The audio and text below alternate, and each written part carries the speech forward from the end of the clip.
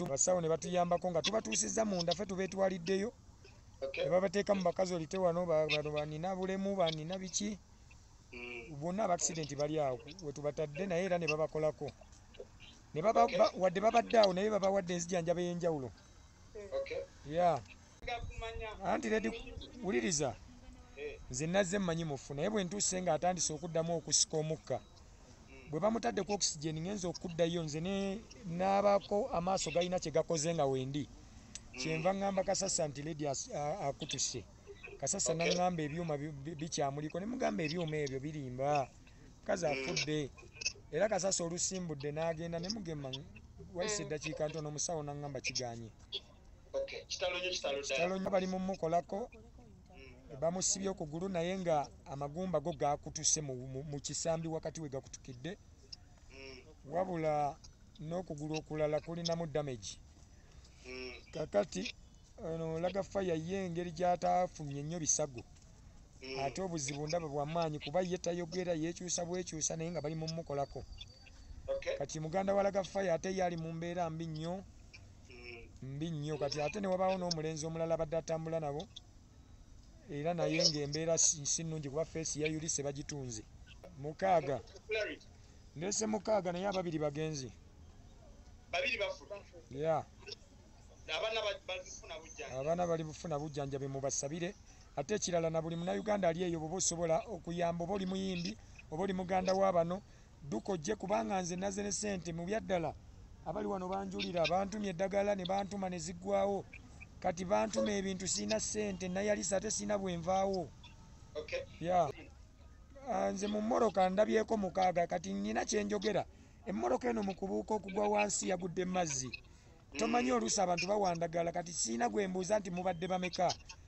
Kati sina bwenzirayo kukebera oba wansi waliwo gwe yatuulidde. So kati nze mmanyi 6 bensanze bendeese.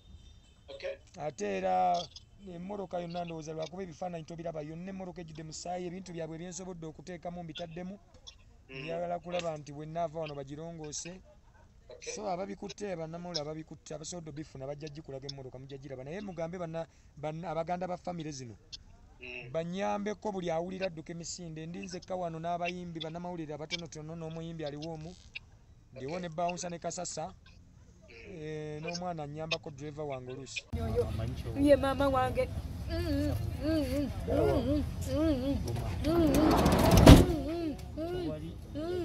Mama wa Grace.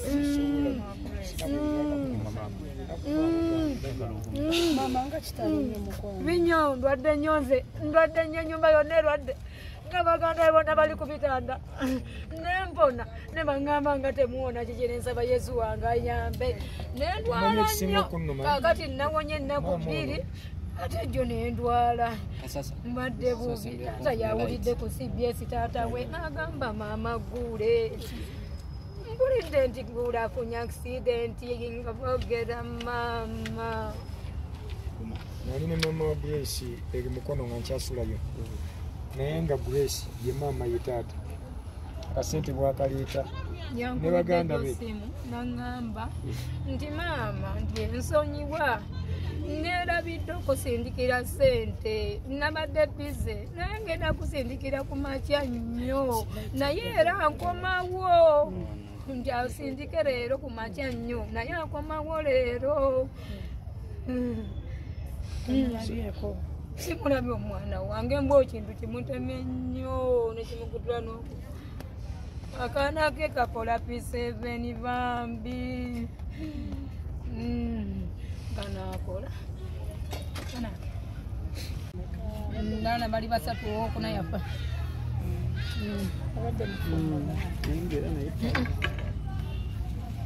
Abadde kimbulamu obwo tewali abadde muyimbi ng'oggyeko okubeera omuyimbi mu famire abadde nga maama nange mwana nga abadde nga maama nga taata.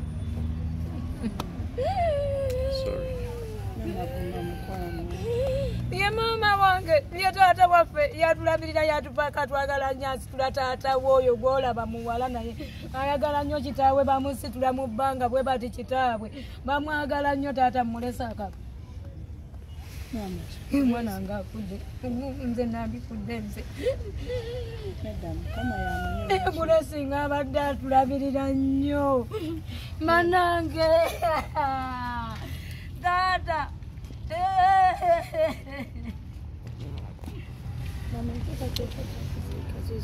simanyi sina kyemmanyi sirina kyemmanyi kwati kubanga ebijja byawe bijja byabwe biriwa nina bijja byabwe byenina kubanga wano wendi mbadde naakagulawo nze naakagulawo nga naakateekawo kakayumba katono badde nguze matiriyo bangenda kuzimba kwongerako kuzimba okitegeera watono eno mukono lwanyonyi naye oba tugenda kukawa ewake wamwe mama yampisi right now tuzze ku funeral service tuleesewo omubiri gwa mwanyinaffe muyimbi munnaffe era aba funeral service right now bali mu guteekateeka era gwe tubakwasizza. Lwaki mwasazeewo okulonda eno Uganda Funeral Service? Twasazeewo okulonda eno Uganda Funeral Service ebintu byonna byonna bye twatunuulira omanyi bw'otunuulira ng'ekibiina association eriwo kugonzagonza mu embeera mwe tukolera. Tubadde n'ekifaananyi ekibi ng'abayimbi nga buli muyimbi bwafa biba byakwesonda ne batulangira nti yemwe mwabaaki.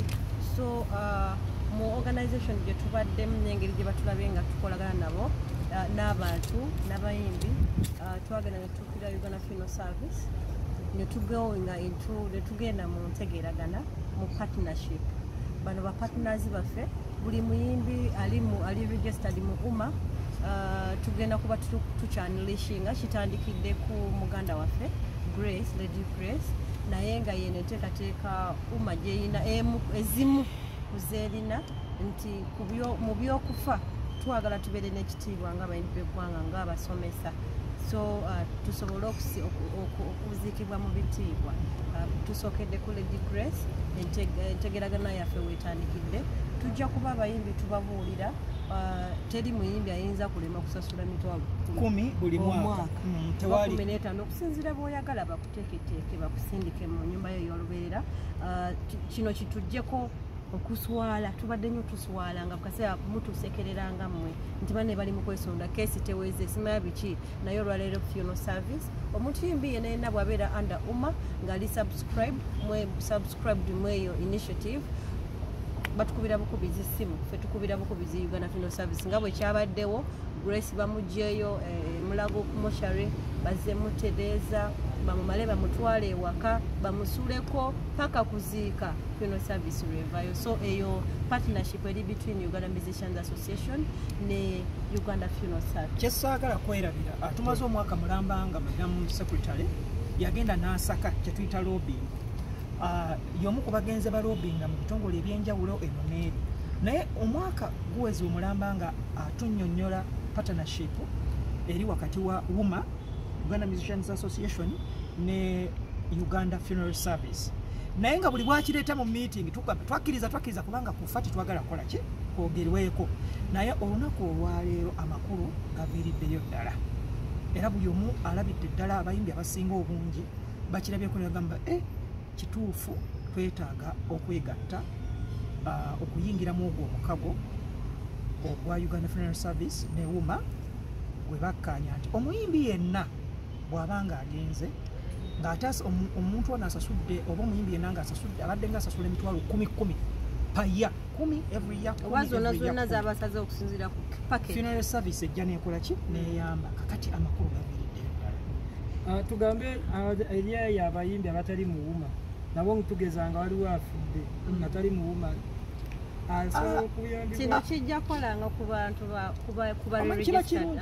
kiba kirungi n'omuntu n'abeera register under UMA kyanguwa kale kyanguwa omuntu aba afunye obuzibu oba okufiirwa nga bw'omanyi it's in our culture okuddukirira okuyambagana ffenna but it simplifies kiringa nga bwe banaagamba nti tugenda kutambula abayimbi ba UMA bafunyeeyo olugendo olw'okutambula naye ate olina okubeera nekine passport okiraba weewaawo basobola ofuna passport naye ekyebuzibu olugendo n'olusanga okiraba so bwekityo bwe kiri omuntu ne bw'anaba afunidde buzibu nti oba ali Karamoja obawa era bagenda as long as ali subscribed under this initiative ajja kubeera bamuwa service so okulaba nga asasula ssente ennyingi ennyo like 15 okusinza ku package gy'oyagala naye osobola obasomera nga Grace bwe bagenda omuteekateeka tutegeddeko nno enteekateeka eno ebadde tennatandika ng'era n'abayimbi tebannaba subscribinga ku point eno kino mukikoze kubalagako nti nno kiki ekigenda mu maaso oba ssente mu abatadde mu Grace y'omu ku babadde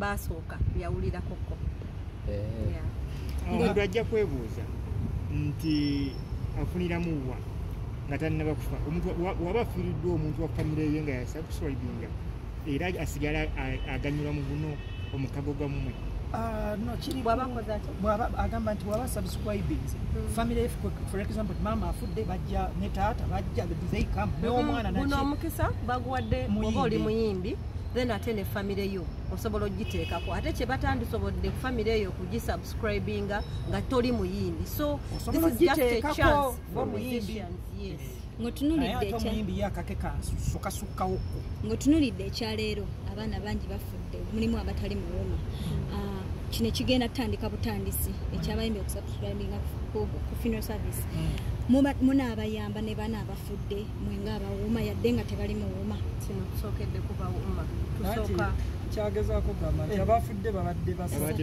bali basatu kati ate tulaba mutunulidde nnyo ledi waliwo driver yafudde waliwo omukubi w'ebivuga tukubidde aba association eyabakubi ekyensuso kwono muyimbi wa wuma ate yasubscribinga kyovula bankugambye nti nga wanabeerawo olugendo wabeerawo olugendo there is a journey and they say that you are supposed to go do you have a passport bwekiro ekifaanagana kuba aba funeral service eno baba bakuyina kino kigenda kuyamba nnyo omanyi ebiseera ebisinga bwe twogera ku association omuntu agifuna bulala nti oba bagende bafune ssente baleete association eriwo okukola services ezikugondezaamu bwenga omuyimbi kino tebakikaka muntu there is freedom bw'oba omuntu bw'aba alabanga really kimwetaagisa aba asobola okukola ki okusubscribe kati mutuyisizemuko ku nteekateeka za funeral service zeekola okuleka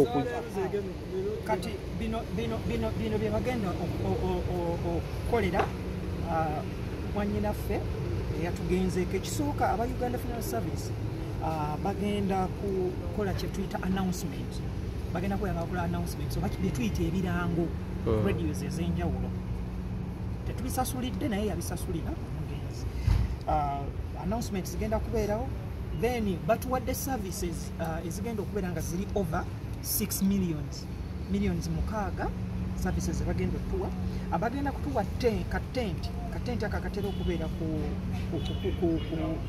mubiri oba ku maiti bagenda kutuwa be bayita ba pool bearers bano abaami ababeera ku casket oba ku mulambo abagulabirira abatambuza maiti oba essanduuko abagenda tuwa ebimuli bigenda kubeera nga kwebiri bagenda tuwa ne kasiketi yennyini oba gye twandiisa essanduuko oba keesi ate bagenda kutuwa ne transportation bagenda kubeera ku transportation ya maiti oba transportation y'omubiri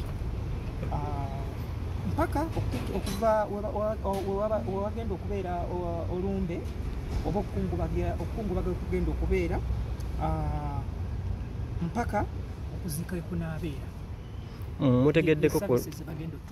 mutegeddeko ku nteekateeka y'okuziika enteekateeka y'okuziika tukyali in contacts ne famire y'omugenzi twogerezeganya tumanye ddi kuziika wekunaabeerawo essaawa nawa etuliko naye at the moment kyetusoose okuddukirako kwe kulaba nga tereza maiti omubiri gwa mwannyinaffe gubeere bulungi gwambale bulungi tukyaliko right now mulanga kigoyinza okukubira abayimbi abayimbi bonna omulanga gwembakubira nti